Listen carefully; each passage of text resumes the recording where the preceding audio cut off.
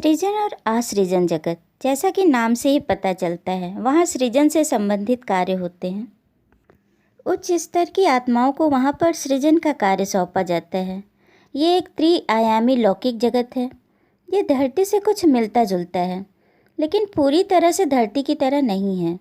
धरती की तुलना में ये एक ठंडा ग्रह है और यहाँ जल भी बहुत कम है। महासागर तो हैं, लेकिन नाम मात्र के। पृथ्वी की तुलना में सूर्य से इसकी दूरी बहुत अधिक है। ये ग्रह जिस आकाशगंगा में स्थित है, वह टेलीस्कोप के जरिए देखने पर एक बहुत बड़ी चेन के समान दिखाई देता है। वहाँ इंसान तो नहीं है, परंतु छोटे जीव जंतु जरूर हैं। नेन्थम ने अभी हाल में ही वहाँ पर जाना शुरू किया है। उसे वहाँ अभी 9 प्रवेशार्थी के रूप में देखा जाता है। उसके अकॉर्डिंग वहाँ धरती की तुलना में बहुत शांति है। वो जब भी वहाँ जाता है, जंगलों, रेगिस्तानों और महासागरों के ऊपर बड़ी बेफिक्री से घूमता है। वहाँ उस पर कोई जिम्मेदारी नहीं होती। वहाँ ना तो संघर्ष है, ना कला और ना ही आधिपत्य के लिए कोई होड़। पूरी तरह से निस्तब्ध वातावरण है। धरती की तुलना में वो एक विश्राम का स्थान है।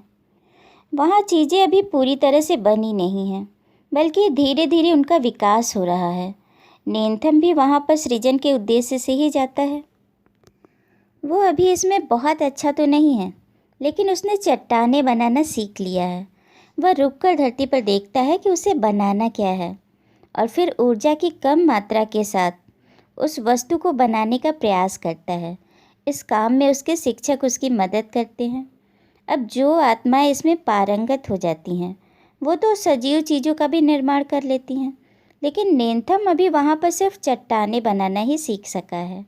जब उससे पूछा गया कि वह उन्हें कैसे गढ़ता है, तो उसका जवाब था, पहले मैं प्राथमिक तत्वों को लेता हूँ और फिर उन्हें अपनी ऊर्जा के संवेगों से आवेशित करके उन्हें परिवर्तित करता हूँ। चट्टानें बनाने में तो केवल धूल को गर्म करके ठंडा करना होता है, जिससे वो कठोर हो जाए। तब डॉक्टर न्यूटन ने उससे पूछा, क्या तुम धूल से खनिज पदार्थ भी बनाते हो? इस पर नेन्थम का जवाब था, नहीं, वे हमारे लिए ऐसा करते हैं। अब यहाँ पे वे शब्द उसके शिक्षक के लिए आया है। शिक्षक उसे वैसी सामग्री देते हैं, गैस के वाष्प कण व जल का निर्माण करने के लिए। इस पर डॉक्टर ने उससे पूछा, मैं इस प्रक्रिया को स्पष्ट रूप से समझना चाहता हूँ। तुम्हारा काम अपनी ऊर्जा के प्रवाह द्वारा ताप, दबाव व शीतलीकरण की प्रक्रिया द्वारा संरचना करना सीखना होता है। माध्यम, हाँ, लगभग कुछ ऐसा ही। ऊर्जा के विकिरण के अपने प्रवाह में फेरबदल करके।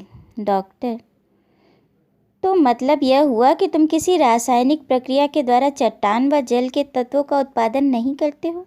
माध्यम, नहीं, जैसा कि मैं बता चुका हूँ कि मेरा कार्य केवल इतना होता है कि दी गई सामग्री को मिलाकर उसका रूप बदलना होता है।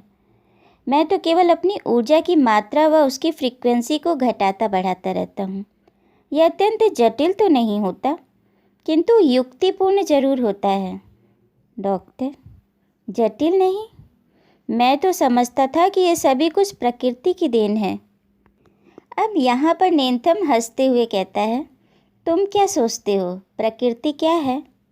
डॉक्टर, अरे वही जो तुम्हारे प्रयोगों के लिए प्राथमिक पदार्थों की रचना करता है, भौतिक पदार्थों के मूल तत्व। माध्यम, वह सृजनहार, और वे जो मेरी तुलना में विशाल पैमाने पर संरचना करते हैं। डॉक्टर, चलो, मगर तुम एक प्रकार से निर्जीव वस्तुओं जैसे कि चट्टानों की संरचना कर रहे हो। माध्यम, हाँ, हमारा प्रयास तो ज़्यादातर अपने सामने देखी गई वस्तुओं की नकल करने का होता है, जितना हम जानते हैं। वैसे अब मैं पेड़ पौधे पर भी काम कर रहा हूँ, किंतु अभी पूर्णता नहीं मिली है। डॉक्टर, और तुम तब तक छोटी वस्तुओं पर प्रयोग करते रहते हो जब तक कि महारत हासिल नहीं हो जाती। माध्यम, जी, यही बात है। हम वस्तुओं की प्रकृति बनाकर उनकी मौलिक वस्तुओं से तुलना करते हैं, ताकि हम बड़े आकार में गढ़ सकें।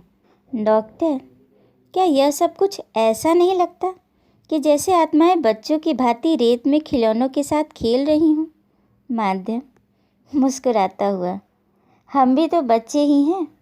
ऊर्जा के प्रवाह को दिशा निर्देश देना भी तो मिट्टी से मूर्ति बनाने जैसा ही होता है। डॉक्टर, क्या संरचना के इस प्रशिक्षण कक्षा के दूसरे सदस्य भी तुम्हारे मूल समूह से ही हैं? माध्यम, बस कुछ ही हैं, किंतु ज़्यादातर समूचे आत्मालोक से आए हैं और वे सभी भूलोक पर पुनर्जन्म ले चुके हैं। डॉक्टर, तब क्या वे सभी भी वही सब बनाते हैं जो तुम बनाते हो? माध्यम, निश्चित है, किंतु हम में से कुछ और चीज़ों में ज़्यादा कुशल हैं, पर हम एक दूसरे की सहायता भी करते हैं। शिक्षक आकार निरीक्षण करते हैं और हमें युक्तियाँ बताने के साथ और बेहतर कैसे बनाएं इसमें सलाह भी देते हैं। किंतु क्या?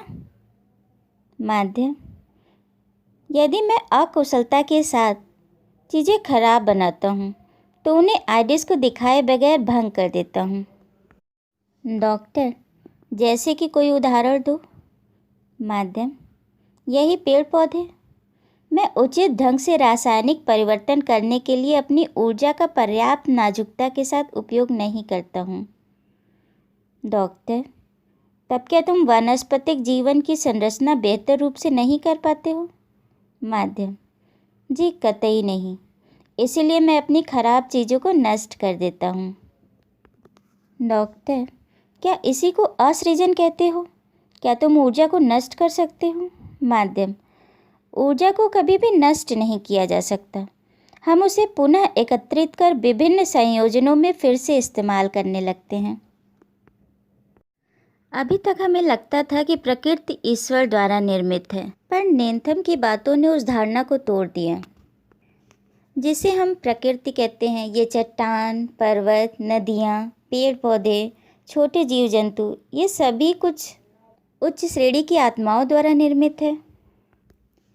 इनकी आगे की वार्तालाप मैं अगली वीडियो में कंटिन्यू करूँगी।